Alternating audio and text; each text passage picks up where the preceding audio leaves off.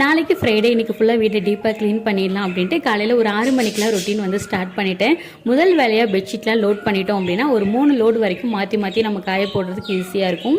இன்றைக்கி ஃப்ரெண்டு வீட்டில் கிரகப்பிரவேசம் ஃபங்க்ஷன். ஷோ போகிறதுக்கு முன்னாடி சின்ன வேலைகளை முடிச்சிட்டோன்னா வந்ததுக்கப்புறமா மீதி பாதி வேலையை நம்ம பார்த்துக்கலாம் அப்படின்னு சொல்லிட்டு பிளான் பண்ணிட்டு தான் ஃபஸ்ட் லோட் மட்டும் ஊற வச்சுட்டு அதுக்கப்புறமா கிளம்பிட்டோம்.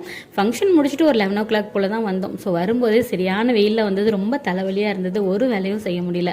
ஃப்ரெண்டுமே ஊர்லேருந்து வந்துட்டாங்க, அதனால் ஏதாவது உடம்பு சரியில்லைனா கூட நமக்கு வந்து ஹெல்ப் பண்ணி கொடுப்பாங்க. ஸோ நானே வெஜ் பிரியாணி பண்ணிடுறேன் அப்படின்னு சொல்லிட்டு ஃப்ரெண்டு வந்து மதியானம் லஞ்ச் ரெடி பண்ணி கொடுத்துட்டாங்க.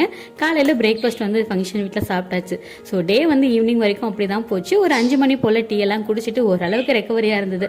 ஸோ இந்த சின்ன வேலைகளை பார்க்க ஸ்டார்ட் பண்ணிடலாம் அப்படின்ட்டு. ஸோ அதுக்கடையில் பெட்ஷீட்டுமே வந்து ஒரு 2 டைம் நல்லா காய போட்டு எடுத்து வச்சுட்டு மில்லட் தோசைக்கு வந்து அரிசி ஊற போட்டிருந்தேன். மாவும் ஆட்டி முடிச்சுட்டு மாடியில் வாக்கிங் வந்து ஸ்டார்ட் பண்ணிட்டேன். பிரேக் விடக்கூடாது அப்படிங்கிறத நான் நினச்சிருக்கேன்.